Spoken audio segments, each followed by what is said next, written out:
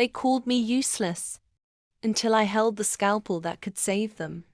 Imagine being thrown out of your own home for being a disappointment, only to return years later with the power to save or destroy the very people who gave up on you. This isn't just a story. It's revenge served with surgical precision. You might want to buckle up for this one. At 16, I was tossed out of my family's pristine Boston townhouse like yesterday's trash. "You'll never amount to anything," my father had spat. My mother stood there, silent. My siblings smirked. Why? Because I wasn't good at math, didn't care for golf, and had dreams of being, God forbid, a doctor instead of a Wall Street clone. I lived in homeless shelters, washed dishes in Chinatown, studied under street lamps, slept on floors, cried into cracked textbooks. But I didn't quit. Fast forward 10 years. I was no longer the useless one. I was Dr. Aurora Kane, Harvard-trained, board-certified chief trauma surgeon at St. Joseph's, one of New York's finest hospitals. My name was on plaques. My hands saved lives daily. My heart? Still cracked, but functional. Then one day, destiny booked an appointment.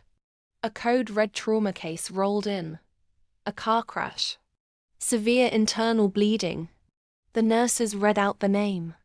Victim: Gregory Kane. My father. I felt my blood go cold. In the waiting room, my mother, pale. My sister, sobbing. My brother, pacing.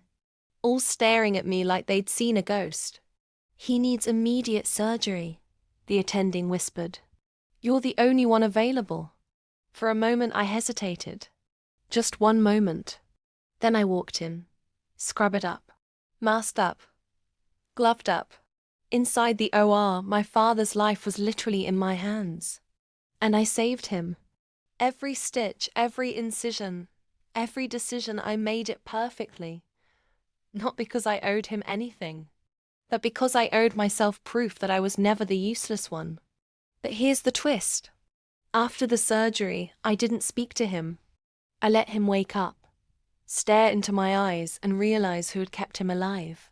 When he tried to apologize, choking on tears, I turned and said calmly, "You don't apologize to the storm for underestimating it.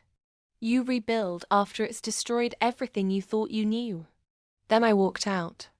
3 weeks later, he showed up at my office with a lawyer. Turns out the crash was no accident. He was running from federal fraud charges. And guess who the FBI needed medical testimony from to prove he'd faked part of his injury to delay prosecution? Me. He begged, pleaded, offered millions. My silence for his freedom. And I told the truth. Every clinical detail. Because justice is just another kind of scalpel, and I know how to use one. If you love stories where the underdog doesn't just win but dominates, hit that subscribe button now. Because on this channel, karma comes with a twist. And trust me, you don't want to miss the next cut. Welcome to Cold Revenge, where every story cuts deep.